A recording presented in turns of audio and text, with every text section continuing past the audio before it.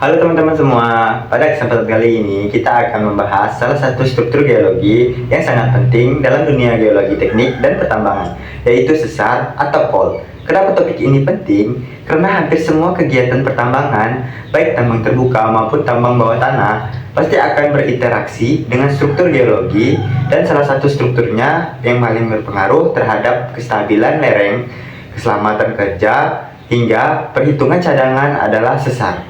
Pada video kali ini, kita akan membahas lengkap tentang definisi sesar, perbedaan sesar dan lipatan, komponen dasar, strike, dip, dan rake, jenis-jenis sesar dan gaya pembentukannya, mekanisme terbentuknya sesar, struktur zona sesar, dampak keberadaan sesar, potensi bahaya dalam tambang, metode identifikasi sesar, relevansi terhadap pertambangan, hingga studi kasus perusahaan tambang. Yang pertama yaitu definisi sesar. Sesar atau fault adalah rekahan atau patahan pada batuan yang mengalami pergeseran relatif antara dua blok batuan akibat gaya tektonik.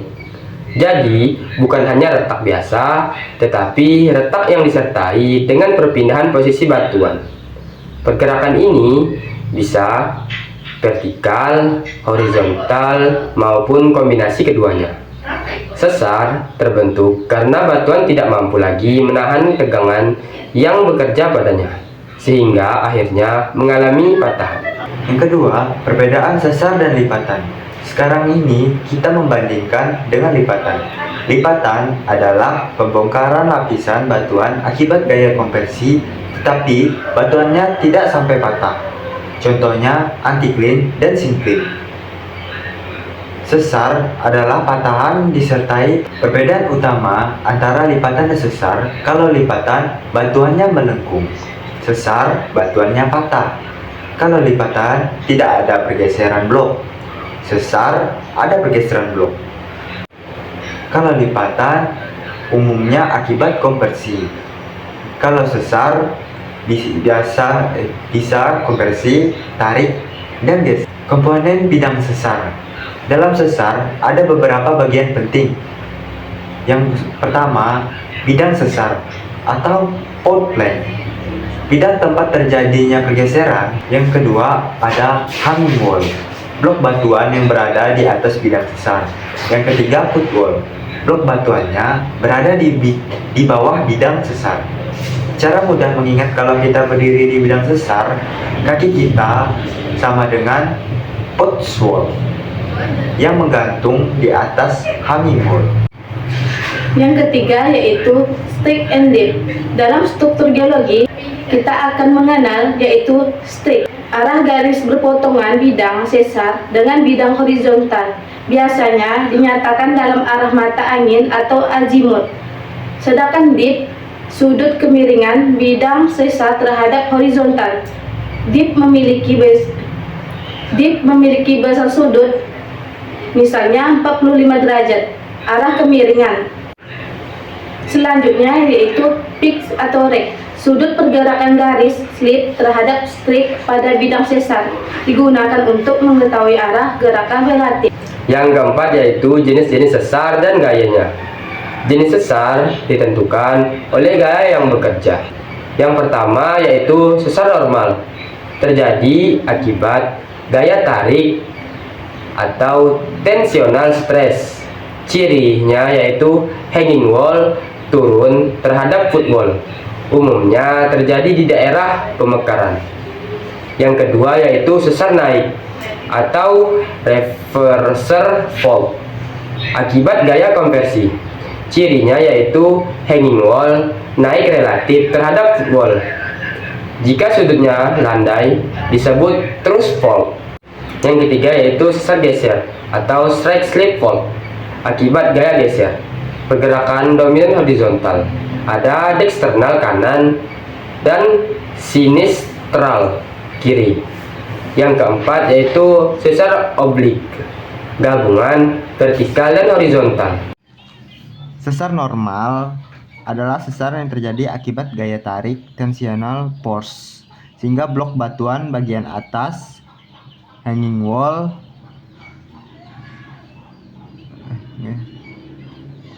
wall bergerak turun relatif terhadap blok bawah put wall. Yang ini put wall, ini hang wall. Terjadi karena kerak bumi mengalami peregangan. Hanging wall turun umumnya membentuk lembah patahan. Seperti ini dia lembah patahannya. Sesar naik adalah sesar akibat gaya tekan kompresial force, sehingga hanging wall bergerak naik relatif terhadap put wall. Ciri-cirinya terjadi pada zona tumbukan lempeng membentuk pegunungan. Yang ini sesar geser adalah sesar yang pergerakannya horizontal sejajar dengan arah jurus strike bidang sesar.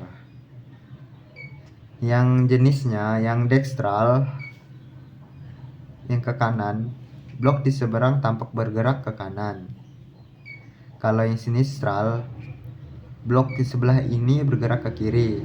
Penyebab gaya penyebabnya adalah gaya geser. Keempat, ada sesar obliku. Ada sesar yang mengalami kombinasi gerakan vertikal dan horizontal sekaligus. Seperti ini contohnya. Yang ada yang ke atas, ada yang ke atas, ada yang ke bawah, dan ada yang ke samping. Artinya gaya sesar ini mengandung komponen sesar normal atau geser, atau sesar naik plus geser. Ciri-cirinya pergerakannya diagonal, umumnya terjadi karena kombinasi gaya tekan tarik dan geser. Yang kelima, mekanisme terjadinya sesar. Proses terbentuknya sesar melalui tahap-tahapan.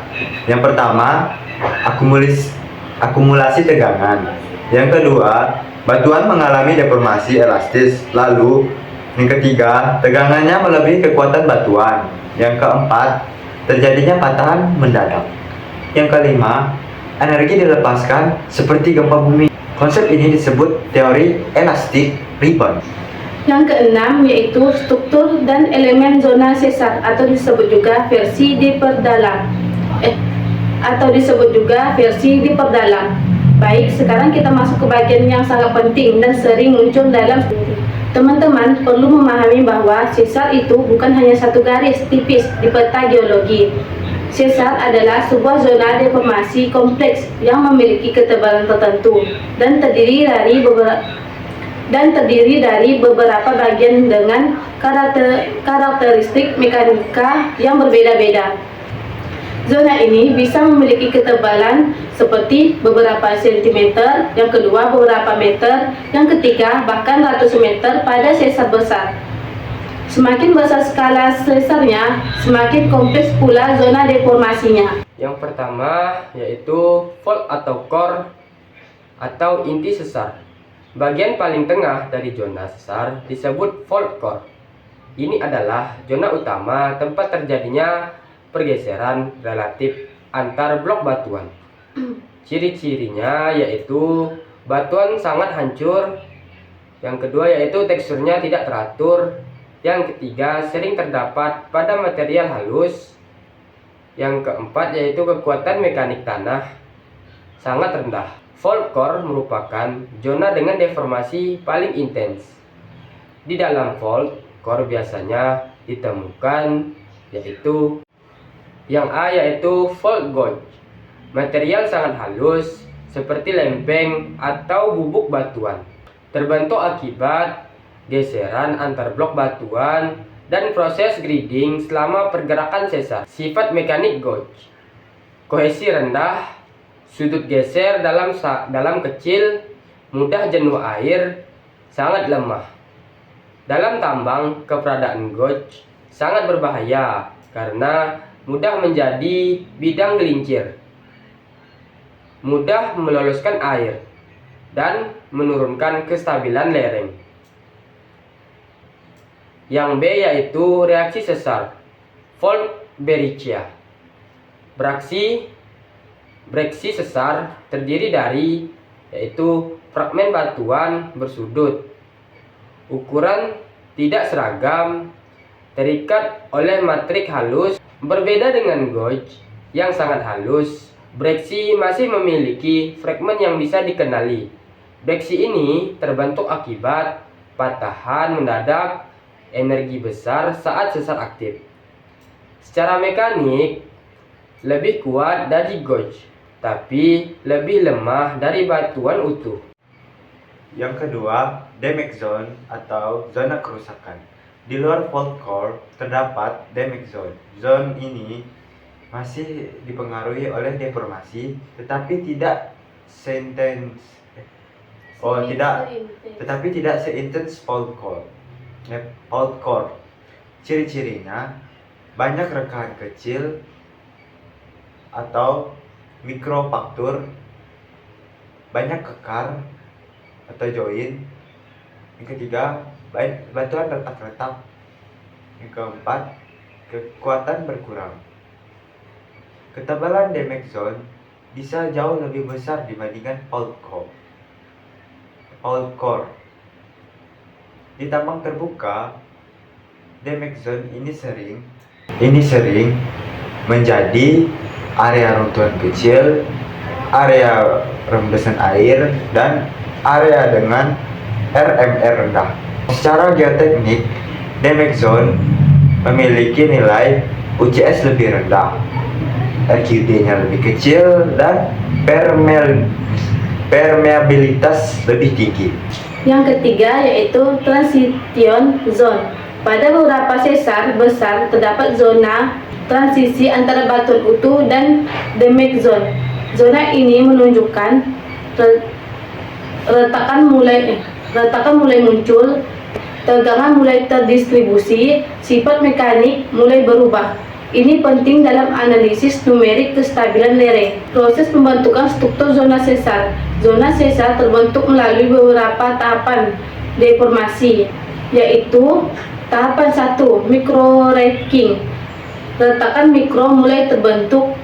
Yang kedua, tahapan linkage. Retakan kecil saling terhubung. Yang ketiga, localization. Deformasi terkonsentrasi pada zona utama. Yang keempat, slip repetition. Terjadi pergerakan berulang, zona semakin hancur. Semakin sering sesar aktif, semakin tebal dan kompleks zona senyawa. Kompleks zona sesarnya. Hubungan zona sesar dan air tanah. Zona sesar sering menjadi jalur migrasi air. Yang kedua, jalur fluida hidrotermal. Damage zona yang letak-letak memiliki permeabilitas tinggi. Namun menariknya, float core yang kaya gulf bisa menjadi lapisan kedap air. Artinya satu sisi bisa permeable, yang kedua intinya bisa impermeable. Inilah mengapa dalam tambang sering terjadi tekanan air pori tinggi di sekitar sesar. Implikasi dalam tambang. Zona sesar berbahaya karena menurunkan faktor keamanan lereng. Yang kedua, meningkatkan tekanan air pori. Yang ketiga, menjadi bidang kontinuitas utama. Yang keempat, memicu kedalaman geser planer. Yang kelima, memicu wet failure. Dalam tambang bawah tanah, atap mudah runtuh. Perlu rock board tambahan dan shortcut lebih tebal. Pengaruh orientasi zona sesar. Orientasi zona sesar terhadap lereng tambang. Pengaruh orientasi zona sesar. Orientasi zona sesar terhadap lereng tambang sangat menentukan risiko. Jika sesar miring keluar lereng sangat berbahaya. Miring masuk lereng relatif lebih stabil. Karena itu pengukuran stick dan dip sangat penting. Skala zona sesar. Zona sesar dibagi menjadi zona minor tebal cm meter, zona menengah meter puluhan meter, zona regional puluhan ratusan meter. Semakin besar sesar, semakin kompleks sistemnya.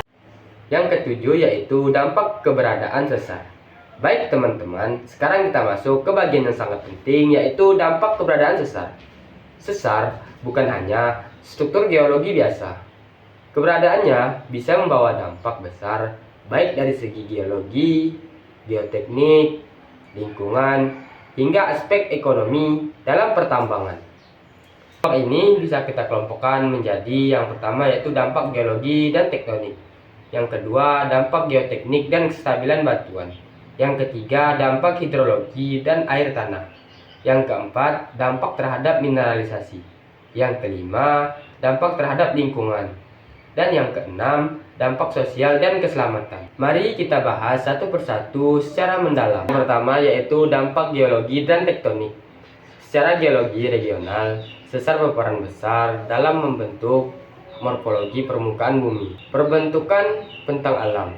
Sesar dapat membentuk tebing patahan, fault scarp, lembah sesar, cekungan sedimentasi, horst dan graben.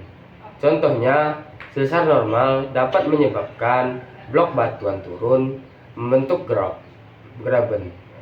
Sesar naik dapat membentuk pegunungan, lipatan, dan patahan.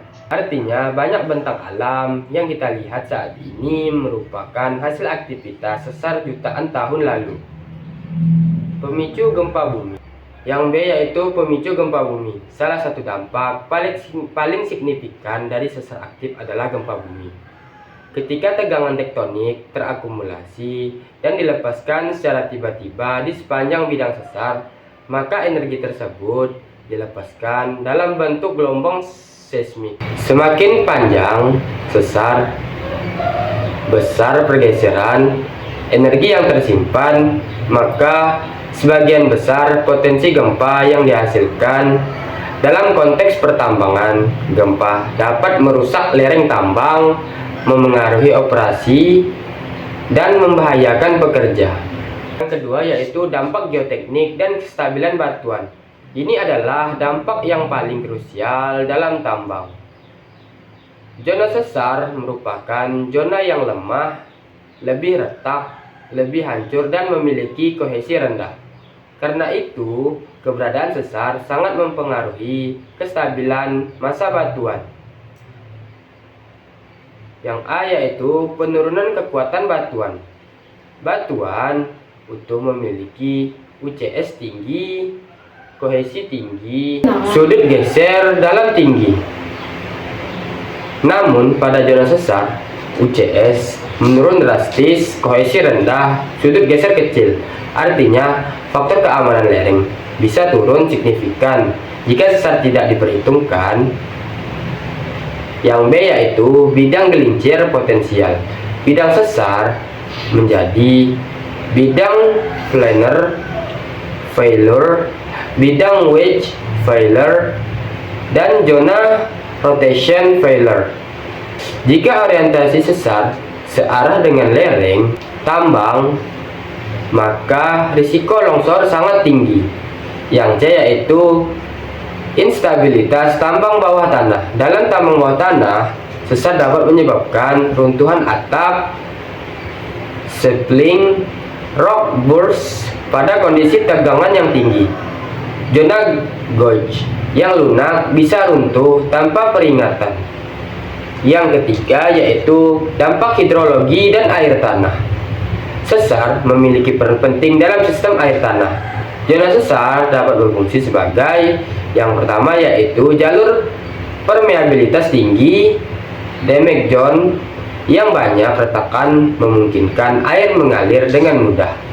Akibatnya rembesan air meningkat, tekanan air pori naik, dan stabilitas lereng menurun. Yang B yaitu penghalang aliran air. Menariknya, fault core yang kaya gauge dapat bersifat kedap air. Artinya, sesar bisa menjadi alur aliran atau sudut justru menjadi penghalang, tergantung komposisi materialnya. Dalam tambang, ini bisa menyebabkan genangan air, tekanan air terjebak, perlu sistem dewatering tambahan. Yang keempat yaitu dampak mineralisasi. Tidak semua dampak sesar bersifat negatif. Dalam banyak kasus, sesar justru sangat penting dalam pembentukan endapan mineral. Sesar dapat menjadi, yaitu yang pertama jalur migrasi fluida hidrotermal. Fluida panas yang membawa mineral bergerak melalui rekahan dan zona sesar. Mineral seperti emas, perak, tembaga, timbal, dan seng sering terakumulasi di sepanjang zona sesar. Yang B yaitu perangkap mineral. Perubahan tekanan dan temperatur di zona sesar dapat menyebabkan presipitasi mineral. Karena itu, dalam eksplorasi tambang emas, zona sesar sering menjadi target utama. Yang kelima yaitu dampak lingkungan. Sesar aktif dapat berdampak pada lingkungan sekitar, misalnya perubahan aliran sungai, retakan tanah, amblesan, longsor skala besar.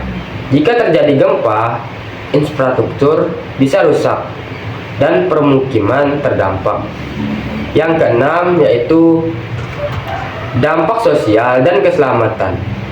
Dalam industri tambang, keselamatan adalah prioritas utama. Keberadaan sesar dapat meningkatkan risiko kecelakaan akibat longsor, runtuhan tiba-tiba, inflow air mendadak, kerusakan alat berat. Kesalahan dalam mengidentifikasi sesar bisa menyebabkan kerugian finansial besar, penghentian operasi, bahkan korban jiwa. Dampaknya di ekonomi yaitu sesar juga dapat mempengaruhi perubahan estimasi cadangan, diskomunitas lapisan batubara, perubahan kualitas biji, biaya tambahan untuk perkuatan lereng, dan yang terakhir yaitu biaya tambahan dewatering. Jika tidak diperhitungkan dengan baik, sesar bisa menyebabkan overestimasi cadangan. Yang kedelapan, potensi bahaya tambang akibat sesar. Baik teman-teman, sekarang kita masuk ke bagian yang sangat krusial dalam dunia pertambangan, yaitu potensi bahaya tambang akibat keberadaan sesar. Dalam praktik sesar adalah salah satu faktor geologi yang paling sering muncul penyebab kegagalan lereng runtuhan, bahkan kecelakaan tambang. Kenapa? Karena sesar merupakan zona kelemahan alami pada masa batuan. Dan ketika tambang melakukan penggalian, kita sebenarnya sedang mengurangi tekanan penahanan alami, mengubah distribusi tegangan, dan membuka bidang-bidang lemah. Jika bidang lemah itu adalah zona sesar, maka risikonya meningkat drastis. Mari kita bahas secara sistematis. A. Bahaya pada tambang terbuka atau open pit. Yang pertama adalah longsor lereng atau slope failure. Ini adalah bahaya yang umum. Zona sesarnya memiliki kohesi rendah, sudut geser kecil, banyak rekahan, permeabilitas tinggi. Jika bidang sesar memiliki keluaran lereng sejajar dengan kemiringan lereng, maka bidang tersebut bisa menjadi bidang gelincir alami. Jenis longsor yang sering terjadi, yang pertama ada planar failure. Jika satu bidang sesar dominan dan orientasinya mendukung. Yang pertama ada planar failure. Planar failure adalah jenis longsor jika satu bidangnya sesar dominan dan orientasinya mendukung. Yang kedua, longsor wedge failure, jika dua bidangnya sesar berpotongan.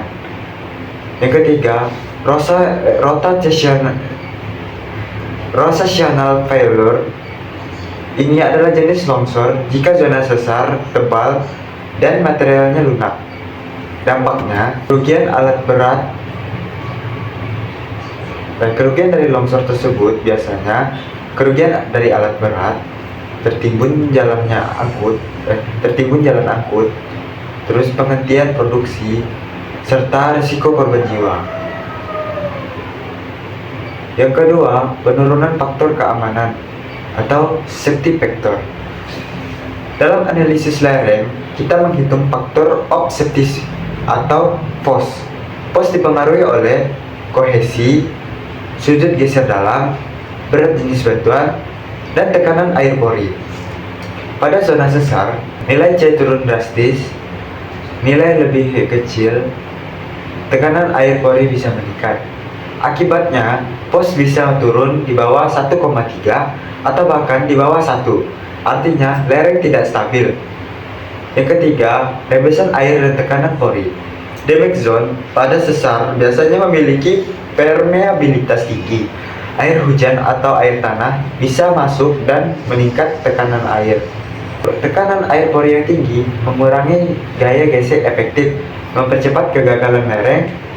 Dalam banyak kasus longsor tambang, kombinasinya pasti sesar tambah air tambah hujan deras adalah penyebab utamanya. Yang keempat, perubahan geometri lapisan batu bara atau biji. Sesar dapat memotong dan menggeser lapisan batu bara, akibatnya sen terputus, ketebalan berubah,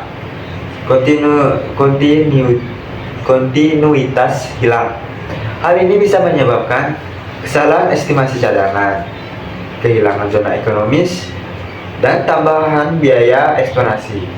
Yang B, bahaya pada tambang bawah tanah. Sekarang kita bahas tambang bawah tanah yang risikonya bahkan bisa lebih tinggi. Risikonya biasa yang pertama, runtuhnya atap atau rock collapse. Zona sesar adalah zona lemah jika lorong tambang memotong zona sesar. Atapnya biasanya menjadi tidak stabil, goks mudah runtuh, lalu perlu penyanggaan ekstra. Tanpa perkuatan seperti rock bolt, shock scratch, serta steel support, risiko runtuhan sangat besar. Yang kedua, rock bars dan pelepasan tegangan. Pada tambang dengan tegangan tinggi, sesar bisa menjadi zona konsentrasi tegangan. Ketika tegangan dilepaskan tiba-tiba, akan terjadi rock bars seperti material terlempar dan membahayakan pekerja. Ini sering terjadi pada tambang logam dalam. Yang ketiga, inflow air mendadak. Sesar bisa menjadi jalur air bawah tanah jika lorong tambang menembus zona sesar berisi air. Air bisa masuk tiba-tiba dan menyebabkan banjir tambang, serta bisa menjadi gangguan produksi. Kasus seperti ini pernah terjadi beberapa tambang batu bara dan emas di dunia. Yang C, bahaya operasional. Selain bahaya geoteknik, ada juga dampak operasional. Gangguan produksi. Yang pertama, ada gangguan produksi. Jika terjadi longsor, operasi pasti akan dihentikan.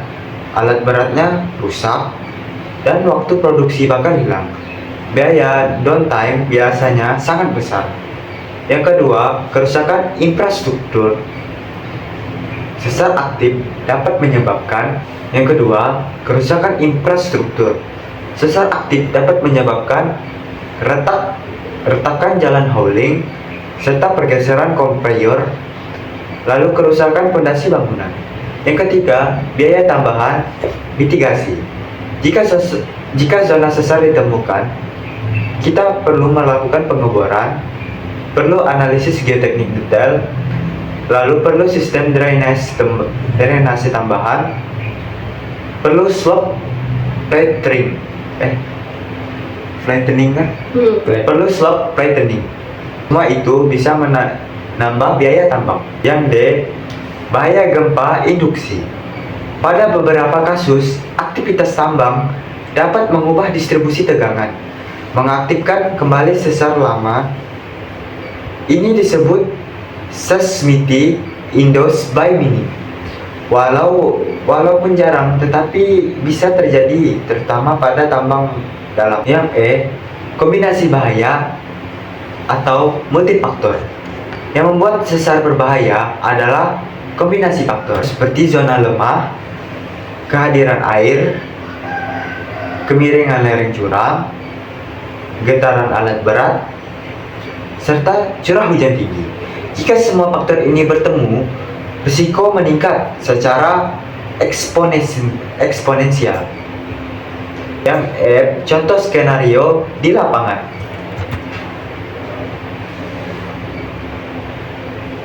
Bayangkan sebuah tambang terbuka dengan tinggi lereng 80 meter, sudut lerengnya 60 derajat, sesar miringnya 50 derajat keluaran lereng.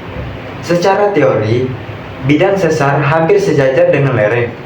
Jika hujannya deras, air masuk ke zona sesar, tekanan air porinya bakal naik, kohesinya efektif bakal turun, terjadi planar failure.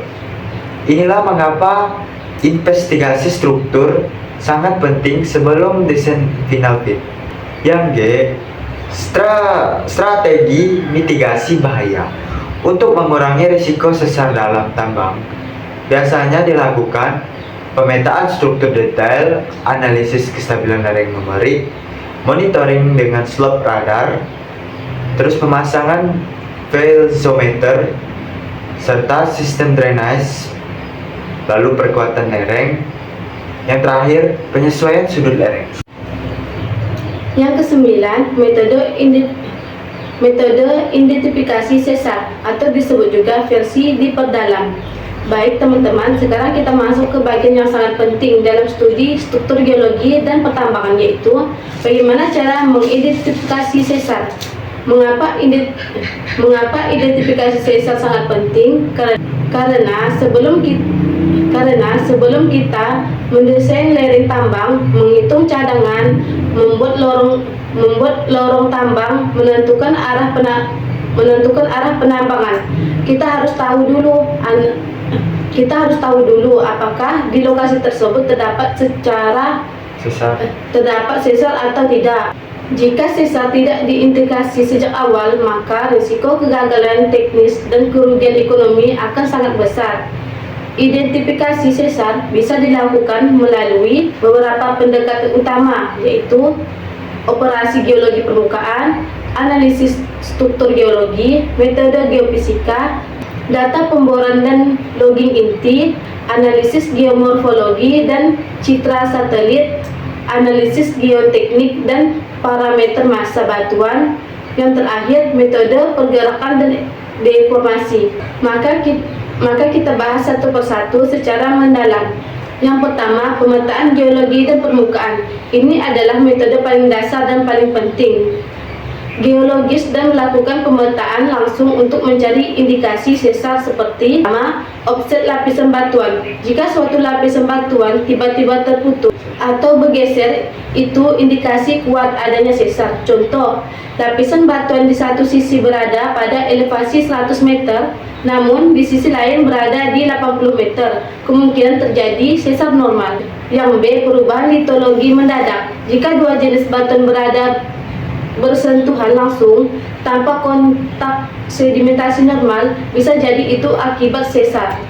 Yang C, adanya breksi dan go. Jika ditemukan zona batuan hancur material halus seperti tanah lempung atau breksi sudut tajam, itu indikasi zona sesar. Yang D, slide and slide. Permukaan licin dan tergores pada bidang sesar. Goresan ini menunjukkan arah pergerakan relatif. 2. Analisis struktur geologi. Setelah menentukan indikasi sesar, dilakukan pengukuran orientasi menggunakan kompas geologi. Parameter yang diukur yaitu strike, dip, dan rake. Data ini kemudian diplot pada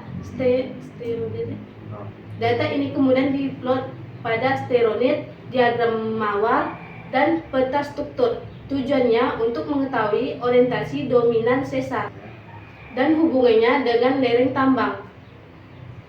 3. Metode geofisika. Jika sesar tidak terlihat jelas di permukaan, maka digunakan metode geofisika. A. Metode geolistrik atau disebut juga resistivitas. Zona sesar biasanya memiliki banyak rekahan material halus dan kandungan air lebih tinggi, sehingga resistivitasnya berbeda dibanding batuan utuh. Hasilnya, zona sesar muncul sebagai anomali resistitivitas rendah. B. Metode seismic replikasi digunakan untuk melihat diskontinuitas bawah permukaan. Gelombang seismik akan terpantau beberapa pada zona sesar, menentukan pergeseran lapisan. Metode ini sangat efektif untuk eksplorasi. C. Ground Penetrating Radar atau disebut juga GPR. Digunakan untuk kedalaman dangkal, dapat mendeteksi rekahan zona diskontinuitas bidang sesar kecil. Yang D. Metode magnetik dan gravitasi. Digunakan pada skala regional, perubahan densitas atau sifat magnetik bisa menunjukkan keberadaan sesar besar. 4. Data pemboran dan core logging. Dalam eksplorasi tambang, pemboran adalah metode utama dan inti bor atau sebut core. Kita bisa mengidentifikasi zona breksi, fault go, penurunan nilai RQD, perubahan etiologi mendadak. Jika dalam suatu interval RQD turun drastis dan terhadap material hancur, itu diindikasi zona sesar. Core penting untuk mengurangi ketebalan zona sesar, menentukan kualitas massa batuan. Yang kelima, analisis citra satelit geomorfologi. Sesar besar sering terlihat dari udara. Melalui citra satelit atau drone dapat terlihat garis lurus panjang, perubahan pola sungai, lembah lurus, perubahan elevasi mendadak. Dynamite analisis sering digunakan pada tahap eksplorasi awal. Yang keenam, analisis geoteknik. Dalam studi kestabilan lereng, jika ditemukan zona dengan RMR rendah, SMR kecil, banyak diskontinuitas, maka perlu dicurigai adanya sesar. Parameter yang dianalisis: kohesi, sudut geser dalam, UCS, permeabilitas. Jika nilainya jauh lebih rendah dari batuan sekitarnya, bisa jadi itu zona sesar. 7. Monitoring dan instrumentasi. Pada tambang aktif, sesar dapat diidentifikasikan melalui slope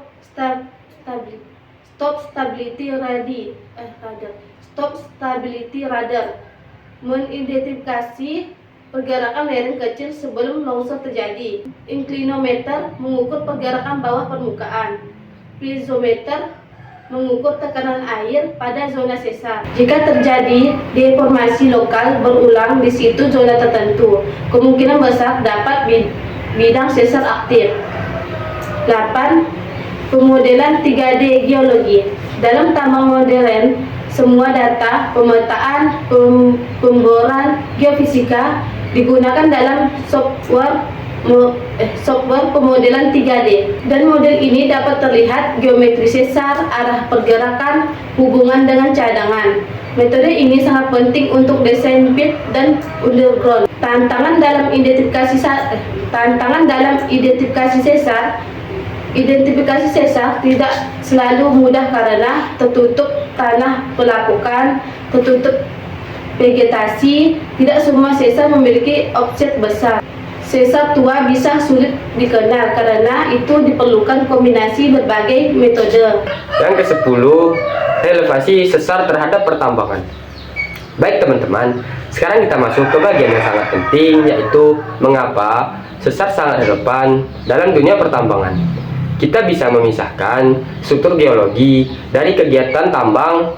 Setiap tambang, baik batu bara, emas, nikel, tembaga, maupun tambang bawah tanah, pasti dipengaruhi oleh kondisi struktur geologi termasuk sesar.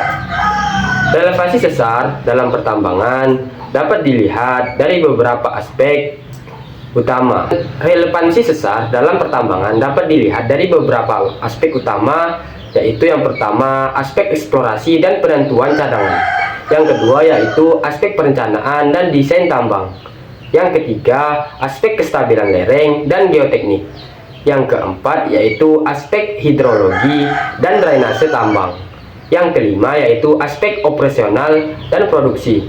Yang keenam, aspek keselamatan kerja. Dan yang ketujuh yaitu aspek ekonomi dan manajemen risiko. Mari kita bahas secara mendalam. Yang pertama yaitu relevansi dalam eksplorasi dan penentuan. Satu yaitu relevansi dalam eksplorasi dan penentuan cadangan. Sesar sangat berpengaruh dalam tahapan eksplorasi. Yang pertama yaitu kontrol mineralisasi. Pada tambang logam seperti emas dan tembaga, zona sesar sering menjadi jalur migrasi fluida, tempat presipitasi mineral, zona alterasi. Banyak endapan emas orogenik ditemukan sepanjang zona sesar regional. Artinya, jika kita memahami pola sesar regional, kita bisa menentukan target eksplorasi yang lebih akurat. Yang kedua yaitu diskontinuitas lapisan batubara. Pada tambang batubara, sesar dapat memotong, siem, menggeser ketebalan, mengubah elevasi lapisan. Jika tidak dimodelkan dengan baik, maka estimasi cadangan bisa salah. Contohnya yaitu lapisan batubara setebal 5 meter bisa tiba-tiba hilang akibat terpotong sesar. Yang ketiga yaitu pemodelan geologi 3 dimensi.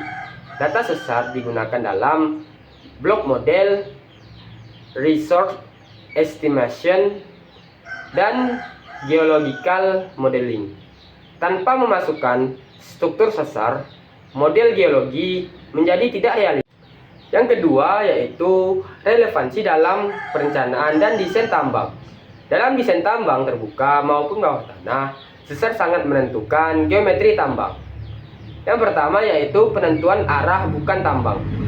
Jika kemungkinan arah bukan tambang, diusahakan tidak sejajar dengan sesar utama dan tidak memotong zona lemah secara langsung. Tujuannya yaitu untuk meminimalkan risiko instabilitas. Yang kedua yaitu penentuan sudut lereng. Jika terdapat sesar miring keluar lereng, sudut lereng harus dikurangi, bench diperlebar, dan faktor keamanan dinaikkan. Tanpa mempertimbangkan sesar, desain lereng bisa terlalu curam dan berbahaya. Yang ketiga yaitu perencanaan tambang bawah tanah. Dalam tambang bawah tanah, lorong sebaiknya menghindari zona gouge. Perlu tambahan support di zona sesar. Dan penetapan pilar harus diperhitungkan di kontinuitas. Yang ketiga yaitu relevansi dalam analisis geoteknik. Zona sesar sangat mempengaruhi parameter geoteknik.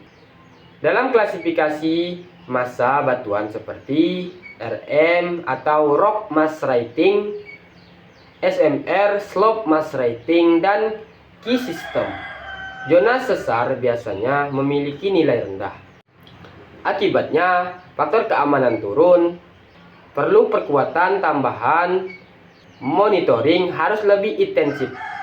Sesar sering menjadi bidang kegagalan utama dalam analisis kestabilan. Yang keempat yaitu relevansi dalam hidrologi dan drainase. Sesar dapat berfungsi sebagai jalur air tanah, zona tekanan air pori tinggi, dan penghalang aliran air. Dalam tambang ini sangat penting karena air adalah salah satu faktor utama penyebab longsor.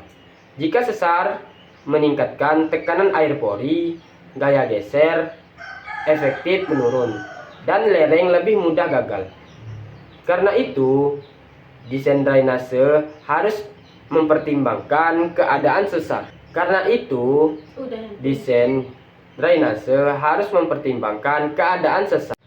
Yang kelima yaitu relevansi dalam operasional dan produksi. Sesar dapat mempengaruhi kontinuitas cadangan, perubahan kualitas biji, perubahan stripping ration, dan penambahan biaya pengupasan. Misalnya, jika sesar menyebabkan batu bara turun terlalu dalam, maka biaya pengupasan meningkat dan mungkin menjadi tidak ekonomis. Yang keenam yaitu relevansi dalam keselamatan kerja.